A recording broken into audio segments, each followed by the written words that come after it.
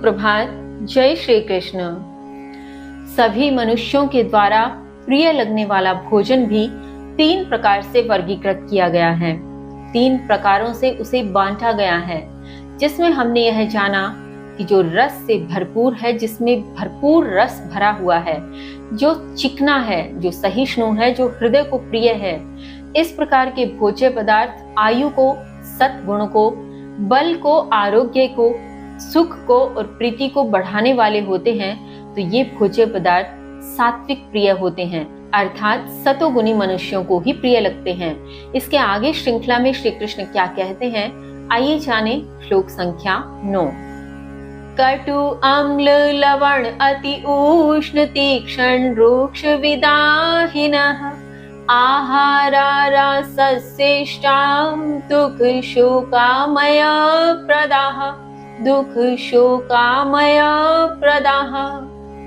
श्री कृष्ण कहते हैं, कड़वे, खट्टे, नमकीन, अत्यंत गरम, चटपटे, शुष्क और जलाने वाले आहार प्रिय रजोगुणी में दुख, शोक और रोग उत्पन्न करने वाले होते हैं।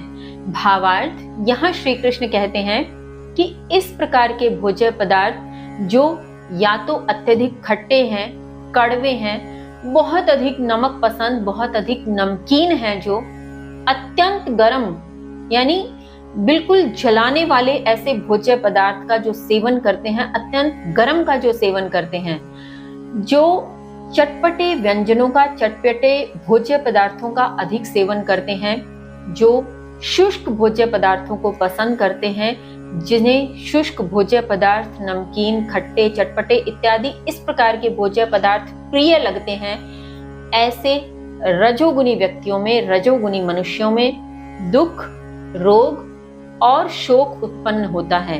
यानी इस प्रकार का आहार रजोगुणी होता है और ऐसे रजोगुणी व्यक्तियों में दुख अधिक होता है, शोक अधिक होता है, रोग भी अधिक होते हैं। इसके आगे श्री कृष्ण कहते हैं श्लोक संख्या 10।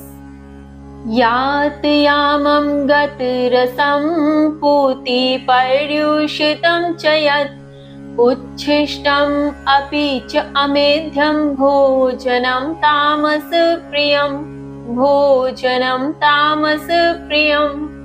श्री कृष्ण कहते हैं, जो 3 घंटे पूर्व पकाया गया, रस रहित, दुर्गंध युक्त, बिगड़ा हुआ, अन्यों का झूठन और अस्पृश्य भोजन प्रिय तामसी होते हैं।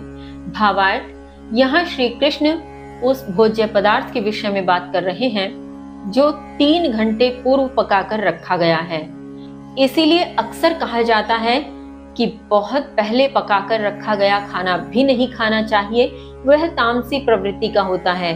तो यहाँ श्री कृष्ण भी स्पष्ट कर रहे हैं कि 3 घंटे से पूर्व जो पकाया गया है वह तामसी भोजन हो जाता है, उसमें तामसी गुण प्रवेश कर जाते हैं। इसी के साथ जो रस से रहित है, जिसमें किसी प्रकार का कोई रस नहीं, कोई स्वाद नहीं, जिसमें दुर्गंध आ रही है, जो भोजन बिगड़ चुका है अर्थात खराब हो चुका है, जो अन्यों के द्वारा झूठा छोड़ा गया है, साथ ही जो अस्पृश्य भोजन है, जिसे स्पर्श करना भी निषेध माना गया है, और ऐसे भोजन को यदि हम ग्रहण कर रहे हैं तो निश्चित ही वह तामसी प्रवृत्ति है, तामसी प्रिय लोग होते हैं।